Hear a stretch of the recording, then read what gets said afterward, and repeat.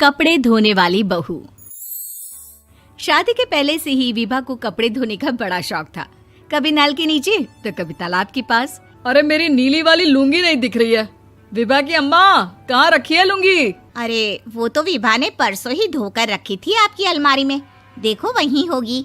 वो ना मैंने आज धो दी, मुझे लगा कि गंदी हो गई होगी। अरे कैसे गंदी हो गई थी? उसे तो मैंने पहना भी नहीं। हे भगवान, इस लड़की के कपड़े धोने की आदत से परेशान हो गया हूँ मैं। जितना तो घर में राशन नहीं आता, उससे कहीं ज्यादा डिटर्जेंट पाउडर का खर्चा है। इसकी शादी करवा दो, शादी जाए अपने घर में ही करे काम, फिर चाहे घर के कपड़े धोने हो या पूरे गांव के। हाँ ठीक बोल रही हूँ, देखता हूँ मैं कोई लड़का। वो दिन भी आ जाता है जब विभा को देखने लड़के वाले आ जाते हैं। लड़की मुझे अच्छी लगी। होने वाली सास कहती है, बेटी अगर कुछ पूछना है तो पूछ लो। वैसे तो हमारी लड़की बहुत ही शर्मीली है, जो बोल दो वो मान लेती है, इसे क्या पूछना होगा। अरे कैसी बात कर रही हो माँ, मुझे इन लोगों के घर रहना है, सवाल तो कई है। हाँ हाँ बेटा, पूछ लो ना, क्या पूछना है। आप लोगों के घर कपड़े कौन धोता है? सास का मुंह बन जाता है। देखो, अगर तुम ये कहना चाहती हो कि तुम्हें कपड़े धोने नहीं आते तो सुन लो, कपड़े मैं ही धोती हूँ, लेकिन तुम्हारे आ जाने के बाद मैं रुमाल तक नहीं धोऊंगी। अरे चुप रहना भाग्यवान, बहू बेचारी घर आई नहीं, उसे डराना शुरू कर दिया। वो क्या है ना बिटिया, अभी तक तो ये कल्लू की माँ ही धोती थी, लेकिन अब तुम्हारे पापा तो दहेज में वॉशिंग मशीन देंगे ही। तभी विभा की माँ बोल पड़ती है, सवाल भी पूछा तो क्या। वैसे भाई साहब, मशीन की तो फिर भी कपड़े धोने की कैपेसिटी होती है। मतलब जो बिटिया दे रहे हैं ना विभा, इसे कपड़े धोने का बहुत शौक है। ये आप लोगों के क्या, आस पड़ोस गांव मोहल्ले सबके कपड़े धो दे और उफ तक ना करे। बाहर देखा नहीं आपने कितने कपड़े सूख रहे हैं? सब हमारी बिटिया ने ही तो धोए हैं। बस भी करो ना माँ, शर्म आ रही इतनी तारीफ सुनकर। और तो और एक दाग निकाल कर दिखाओ तो मान जाऊं। हाँ अच्छा, माफ करना बेटा, मैंने गलत समझा। हमें तो रिश्ता बहुत पसंद है। और ऐसे जुड़ जाता है रिश्ता कपड़े धोने का शौक रखने वाली विभा का। उसकी शादी हो जाती है कोयला फैक्ट्री में काम करने वाले कल्लू के साथ। शादी के बाद अचानक विभा चिल्लाती हुई सास के पास आती है। सासू माँ, अरे सासू माँ कहाँ है आप? ये तो धोखा है, धोखा दिया आप लोगों ने मुझे। इसे ससुर के चक्कर के बारे में पता चल गया। अरे तो उसमें तुझे क्यों धोखा मिला है? अरे नल में पानी नहीं आता, कपड़े कैसे कब धुलेंगे? अच्छा, तू पानी नहीं आ रहा उसकी बात कर रही है। तो आपने क्या सोचा? कुछ नहीं। अच्छा, तेरी माँ ने कहा था कि कपड़े धोने का शौक है तुझे, याद आया मुझे। शौक बोलकर कपड़े धोने वाले मेरे जुनून को कम ना आके सासू माँ, कपड़ा धोना मेरा गुरूर है।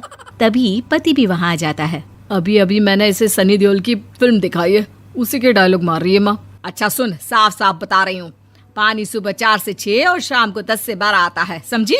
विभा टाइमिंग सुनकर हैरान हो जाती है। ये क्या भूतों का मोहल्ला है? सुबह 4 बजे उठकर कौन कपड़े धोता है? 4 बजे टंकी में पानी जाता है, फिर सारा दिन धोना ना, किसने मना किया? अरे कैसी बात कर रही हैं? 200 लीटर की टंकी में कितने कपड़े धो लूंगी मैं? सुबह ही उठ जाऊंगी मैं। अब क्या था, विभा सुबह 4 से लेकर रात के 12 बजे तक कपड़े ही धोती रहती। एक रोज सास पड़ोस से निकलकर कहीं जा रही होती है कि साथ वाली कहती है, हाँ कल्लू की माँ, जरा ये बताओ कि 2 साड़ी है, 2 ब्लाउज और एक पेटीकोट और एक नाड़े वाला लंबा कच्छा। हाँ तो? अरे तो क्या, कितना लोगी धुलाई ये बताओ। धोबन दिख रहे हैं हम क्या? हमारे पति सरकारी नौकरी से अभी रिटायर हुए हैं और बेटा सुपरवाइजर है कोयला फैक्ट्री में। धोबन समझ रखा है हमें? हाय रे कल्लू की अम्मा, माफ कर दो, वो तो मोहल्ले में यही सब बता रहे थे कि तुमने बहू को कपड़ा धुलवाने के काम में लगा दिया है। सास को पड़ोसन की बात सुनकर गुस्सा आ जाता है। वो घर पहुंचती है जहां घर के बाहर ही इतने सारे कपड़े सूख रहे होते हैं जितने कि किसी धोबन के घर पर। अरे ओ कल्लू की दुल्हन, बाहर निकल। माँ जी यहीं आ जाओ, बाथरूम में चादर धो रहे हैं हम। अरे अभी हम धोते हैं, तुमको बाहर निकलो। ये आस पड़ोस वाले बोल रहे हैं कि हम बहू से कपड़े धुलवा कर उसे कपड़ा धोने वाली बना दिए हैं। अरे छोड़ो ना माँ जी, किन लोगों की बातों में आती हो? आस पास के लोगों का तो काम ही होता है कि वो किसी तरह सास बहू को लड़ा दे। बहू सारे घर के कपड़े धोती है, ये क्या कम है? बोलिए। सास को भी लग जाता है कि वो बहू का ये सनकीपन नहीं छुड़वा सकती, इससे अच्छा है कि खुद ही चुप हो जाए। एक रोज सास और बहू मंदिर जाते हैं, जहाँ सास की साड़ी वहाँ खड़ी भीख मांगने वाली से मिलती है। माँ जी क्या बात है, आपकी साड़ी उस भिखारन से कितनी मिल रही है ना? हाँ हाँ देखो तो, दोनों की साड़ी मिल रही है। क्या बात है कल्लू की अम्मा, तुम खुद को तो अफसर की बीवी बताती हो और ऐसी सिंपल सी प्लेन साड़ी पहनकर घूमती हो। सिंपल और प्लेन नहीं है ये साड़ी। तो क्या सोने के धागे से फूल बने हैं? कुछ भी सासू माँ, कुछ भी। हाँ बने थे इस साड़ी में सोने के धागे से फूल। मेरे पति लेकर आए थे मद्रास से स्पेशली मेरे लिए 10,000 की। ताहे भाई साहब इस भिखारन के लिए भी सेम टू सेम साड़ी लेकर आए होंगे 10,000 की।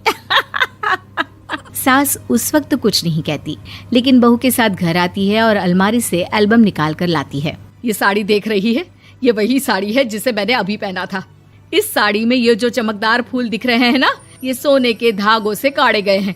लेकिन तू लोकल वॉशिंग मशीन ब्रश से घिस घिस कर सारे फूलों को निकाल कर साड़ी प्लेन कर दी।